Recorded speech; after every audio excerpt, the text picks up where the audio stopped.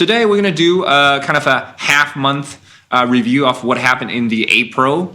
And since we already have a research corner showing in the past 2 and 3 weeks in the April, we had a crazy rally, almost the second highest in the past 15 years. Wow. Only after the COVID rally, because that was that was incredible too. Yeah. It's crazy. I mean, 99th percentile. 99.8 percentile, right? That's more. That's above 2 standard deviation. To be exact. That's above 3 standard deviation. Oh, 3 standard deviation. That's right. Yeah, 3. Yeah.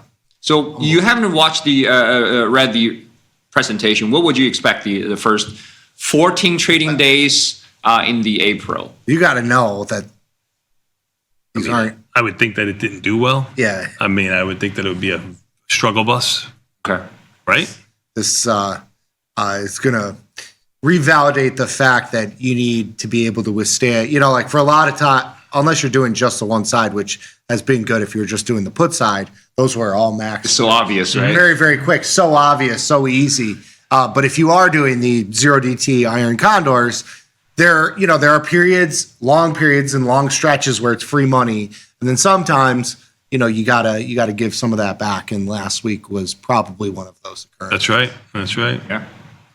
All right, so let's take a look at what happened in the market. So this is just a brief review. Since April, we were up like almost 12%. Because we have a large move in the very last day in the March, so that actually cut off like a 1 or 2%. But this is crazy move we haven't seen for years. So obviously the results is not going to be as good as we expected for trading. Looking at the long-term average, we're definitely facing the upside challenge. And the VIX dropped almost half of its peak value because we're touching 35, like intraday sometime, then dropped to 17.5. Yeah, we're at 1915 right now. Actually, near the higher end of where it's been trading today. Not that it's high, but I mean it's high based on historical averages, but not our data set. Yeah, so we haven't seen this for quite a while, but this is not like unrare. I understand the magnitude is kind of a 0.1, top 0.1 percentile, but this kind of action, we rally hard and the implied volume drops. This is you're probably going to see once every 5 months or so. It really depends on the magnitude or the momentum. But this is going to happen, and how it's going to challenge your iron condor is what we focus on today.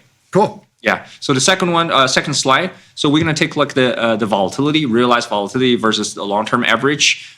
If you remember in the past month, the whole March, every single bar was higher than the historical average. We have higher trading range, higher overnight gap. We have higher realized volatility during the trading day. But in the past 14 days in April, it's slightly different. The intraday is kind of suppressed. It's actually both day to day, close to close, and also the intraday range and realized volatility is lower than long-term average. 5, 10 years, 3 years, all lower than the average. The only thing much larger than the average is the overnight gap. And we see a couple of big gaps when market opens, right? That's kind of an interesting point that a lot of the move had been overnight.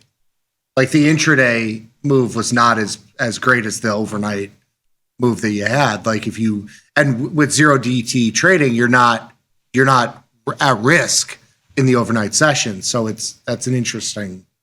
It's not as interesting if you're extrapolating out for our 45-day time, guys. Like more of the quintessential tasty trading. You miss a lot of those opportunities overnight from the movement. You're thinking the next day what you're going to come in with, and it's a completely different story. Yeah. Yeah. So looking at hard to prepare, I guess, is what I'm trying to say.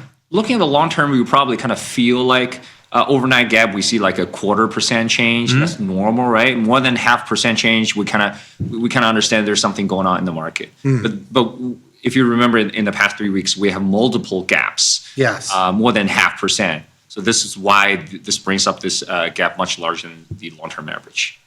So now we want to see. Okay, so intraday is kind of smaller than the long term. We avoid the overnight gap. So how was the performance? Okay, so slides is here. So we can see in the past 14 days, we have 14 trading days, we have 3 losses. 2 of them reach the max loss. The other one's very close. Yeah. Very close. So these 3 days are very strong, one-directional move. Most of the days are pretty strong to the upside, right? I would have, just looking at the chart, I would have thought it would be a lot worse than this. But it makes sense because a lot of the move was in the overnight session. So, some of I would have expected pretty much all of them to be max losers because of just the sheer magnitude of the move. This is interesting. You know what? If we hold to expiration, we definitely see a lot more losses than only 3. The reason, so we talk about the Iron Condor. So it's not about the trading range. That matters a lot. Yeah. And what also matters, very important, is intraday, if there are any pullback or like revert to mean action happen in the market. So we don't see in the bar chart, but intraday, if it's kind of a choppy day, it's actually good for Iron Condors, the majority of our zero DTE positions. But if the market goes if it's up or down, one direction, it's not good. Yeah. And that's because the profit target is so manageable. It's a relatively low amount. So if you have an intraday, the market goes up 60 handles and you have a 20 handle pullback to like kind of the middle of the range, that Iron Condor that you put on in the morning, if it's 2 or 3 hours into the session, you're probably getting hit on that profit target because it's such a small amount. You need that one little move to kind of get out of that position, regardless of where we end the day. And you usually,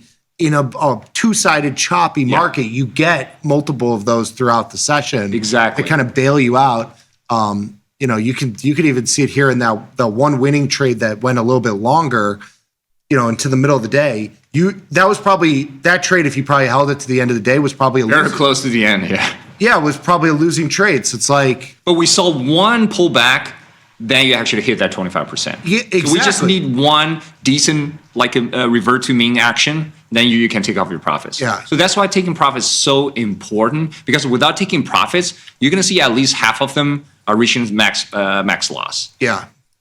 And also, I didn't add this chart. I also calculate if you manage stop losses, pretty much majority of the trades will trigger max losses. Not max losses, stop losses. And your average P&L is not going to be better than this chart without touching it. Because you're losing you hit so many losses, Yeah. Pretty much every single day, you reach like at You least. had a chance to manage a loser. You had a chance to manage a winner. Yeah. It's really what you're trying to say. But if So you inside a standard deviation, if you put that stop loss, stop gain, you're really leaving it up to randomness whether you get filled or not. That's why you have to be able to position size it properly, small enough. Exactly. So order entry, how you're going to set up your strategy, probably more important than, I want to, the loss is too big, I have to manage that. Look at long term for this type of Iron Condor, no stop losses or setting up the stop loss very large target, high target, which is equivalent the same, right?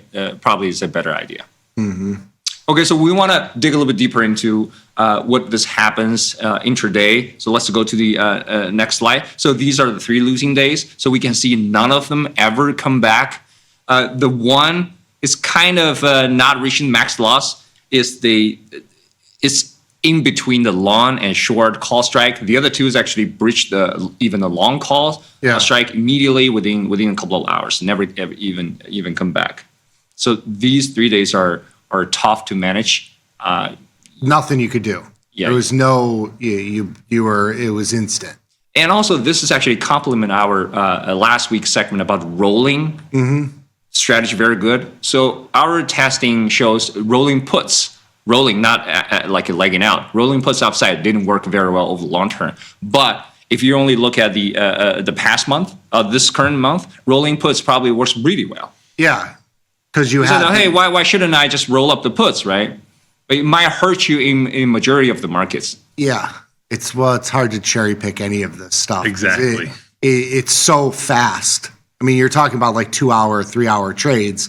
It's hard to say, oh, well, I should have done this on last week's trades when, if you did that prior to last week, it didn't work for you. Yeah. Like there's too much variable there. You got to be kind of mechanical and and set it and forget it. And I understand if the volatility drops so fast during this rally, you actually your rolling credits become much cheaper than kind of a normal days, right? Yeah. I mean, then that's what we're looking at now on entry. It's so much cheaper now too.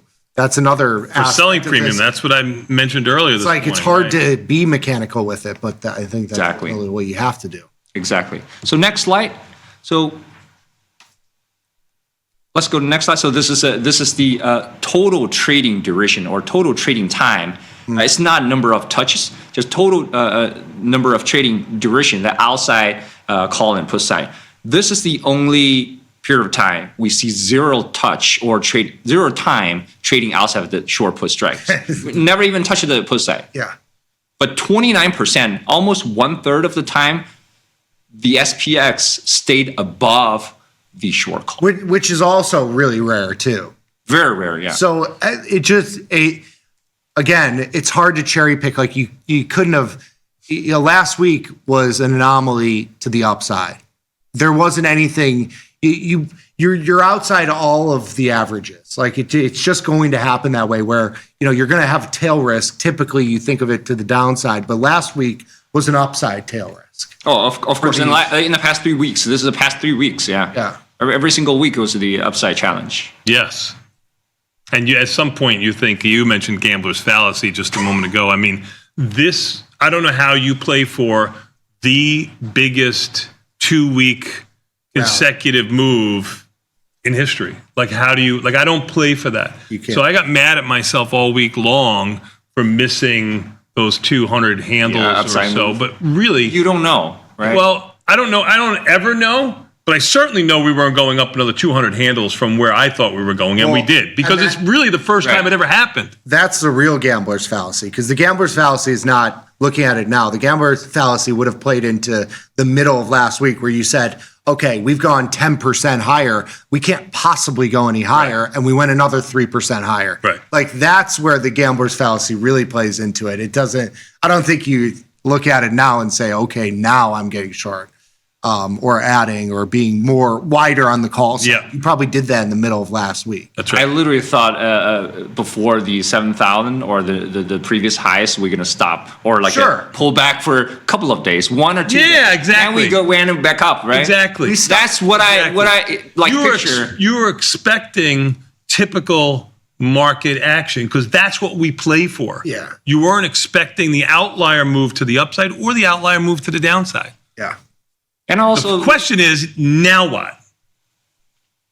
You're in a weird spot. You got volatility staying bid all day long right now as we kind of meander around doing nothing at 20.75 up 46 cents. So assumptions always changes, right? That's correct. That's correct. That's correct. And it should. It should always change. That's what trading is. Yeah. Mm-hmm. So next slide is something new. I added because this is one in 10 years kind of a rare events.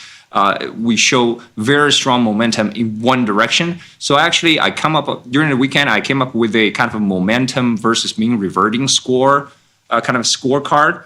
I put in a couple of consideration into this kind of methodology, including the magnitude of the move. I take into the IV and HV into consideration, and the number of pullbacks.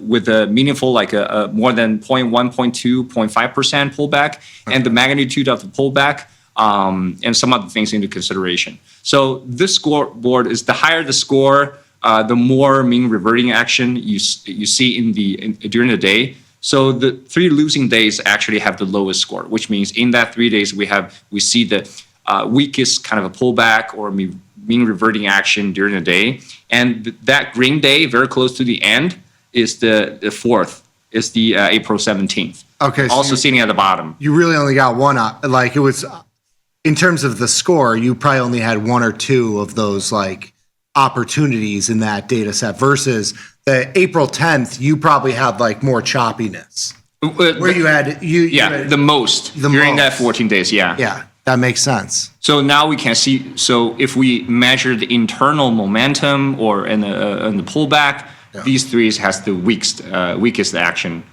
in terms of the kind of a choppiness. The higher the number here, the better it is for an Condor or for- option traders. Yeah, We yeah. we have more opportunity to take off our positions, even though at the end of the day, you see the bars really large. I believe the April 1st or the other day has much longer bar than April 2nd. But in those 2 days, we actually were able to manage 25% because we have 1 or 2 pullbacks during the day. You can almost call this like choppy versus like trend Yes. trading days. I would be interested to see how this looks in our like full data set, like how many times we are in the, you know, real choppy range, the real trendy range, and then like somewhere in the middle, like quantifying like almost a distribution. I tested that for the long term. So I think a threshold is 2. Below 2 is kind of a very strong directional move that we can talk about next time. Yeah, Sure. really cool. So the very last slide is for people who are interested in trading put spread or naked put. You're like a one-directional. Yeah. You don't care about the upside additional premium. So this is results for sure in the past 3 weeks. Nothing can beat the bullish strategy. No. If you were bullish into a 12% up move, you did okay. You take off a position into 15 minutes every day. Yeah, you probably wish you took 75% of the max profit instead of That's right. That's right. or 100%. You should just left it until expiration. Why didn't I just hold the expiration? But that'll flip. You know, like everything evens out. So